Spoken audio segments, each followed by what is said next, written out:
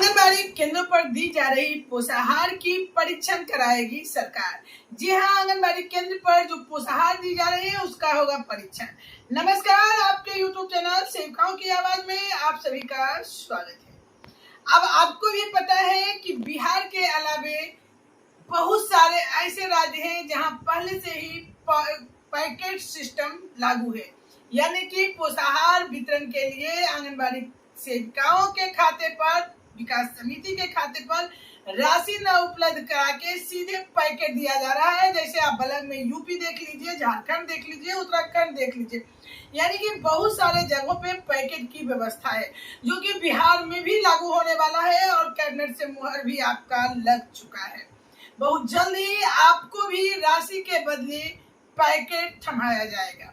अब मामला परीक्षण की है। मैं आपको न्यूज इसीलिए सुना रही हूँ क्योंकि उत्तराखंड में जो पैकेट बांटा जा रहा है उस पर आरोप लगा है कहीं तो कीड़े वाले पैकेट में सामग्री आ रहे हैं, क्योंकि वो जो है मेड टू ईट यानी खाने के लिए तैयार सामग्री है, उसमें कीड़े पड़े हुए हैं। तो कहीं स्वाद इतना खराब हो चुका है कि वो खाने लायक नहीं है।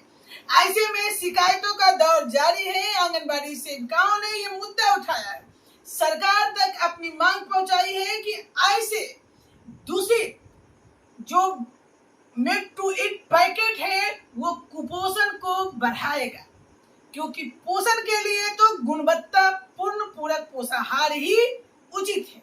ऐसे में वो भुने बिने और कीड़े पड़े पैकेट का जब सेविका वितरण करती है एफआरएस के माध्यम से, तो जो लाभार्थी हैं वो लेने से इनकार करते हैं या लेते हैं तो सामने में पैकेट फाड़ के वो दिखाती हैं कि ये ले जाकर मैं क्या करूंगी, ये खा के तो बच्चे बीमार होंगे, मैं बीमार होंगी। तो ये पोषण के लिए कार्यक्रम चलाया जा रहा है या बीमार करने के लिए, यानी कुपोषण बढ़ाने के लिए? सवाल ये उठेगा।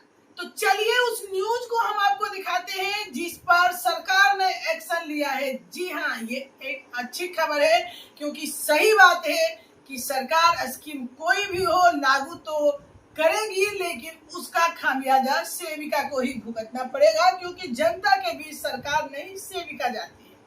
तो ये न्यूज आपके लिए बहुत ही बेस्ट है, आप जरूर पूरा वीडियो देखिएगा। और बिहार में भी शायद सरकार की आंखें खुले जब ये न्यूज देखने के बाद, न्यूज जानने के बाद। और लगभग आंगनबाड़ी सेविकाएं भी आक्रोशित है इस व्यवस्था से, क्योंकि न तो उन्हें समय पर मानदेय दिया जा रहा है न पूरक पोषाहार। ऐसे में आंगनबाड़ी सेविकाओं के लिए काम करने में मुश्किलें बढ़ती नजर आ रही है। जी हाँ, लाभार्थियों के बीच वो बहुत ही प्रताड़ित हो रही है, शोषित हो रही है।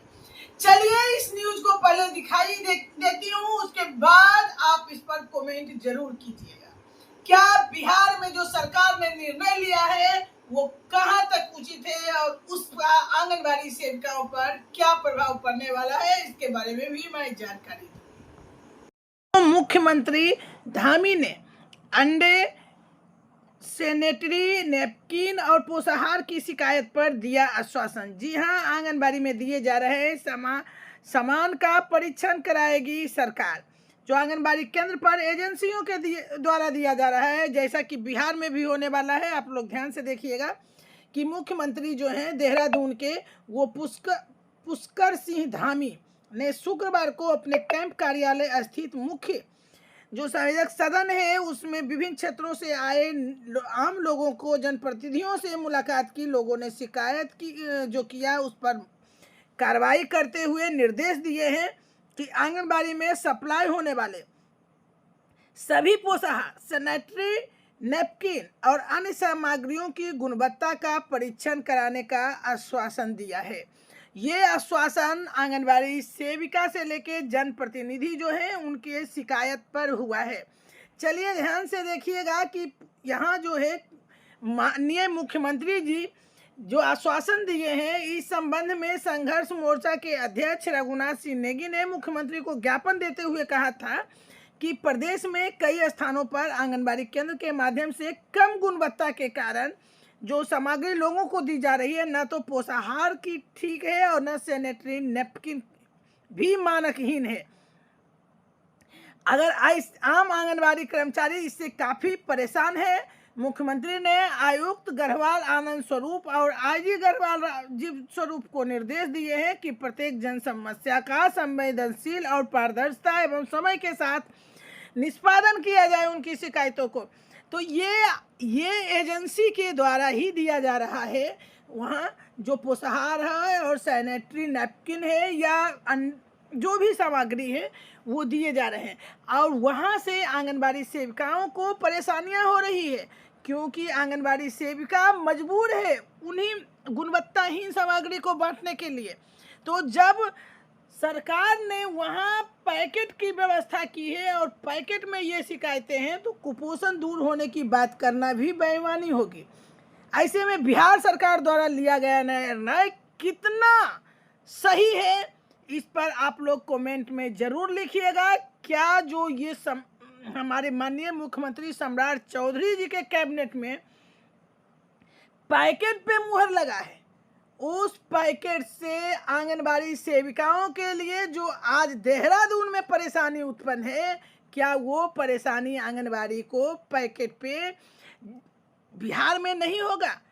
बिहार में जिस तरह से पोशाक में बिल्कुल ही घटिया क्वालिटी का जो जनता लेने के लिए तैयार नहीं है, क्षेत्र के लाभार्थी आंगनबाड़ी सेविकाएं अपने कार्यालय से तो उठाव करके ले गई है, लेकिन वहां वितरण करने में उन्हें भारी परेशानियों का सामना करना पड़ रहा है। वहां के लाभार्थी अभिभावक से कई तरह की गाली गलौज से लेके लड़ाई झगड़े करने पड़ रहे हैं और सारे कुछ सहने पर आंगनबाड़ी सेविकाएं मजबूर है। ऐसे में ये पैकेट की व्यवस्था के बाद अगर यही स्थिति रही तो फिर आंगनबाड़ी सेविका कितना अपमानित होगी, कितना उन्हें परेशानी होगी, कहना मुश्किल है। क्योंकि पैकेट के बाद भी आंगनबाड़ी सेविकाओं को पैकेट के साथ ही FRS तो करना ही होगा। यानी पहले राशि से खरीद के आप अपने मन से गुणवत्तापूर्ण जो सामग्री थी लाती थी, अब वो पैकेट लेगी और पैकेट बांट के FRS करेगी।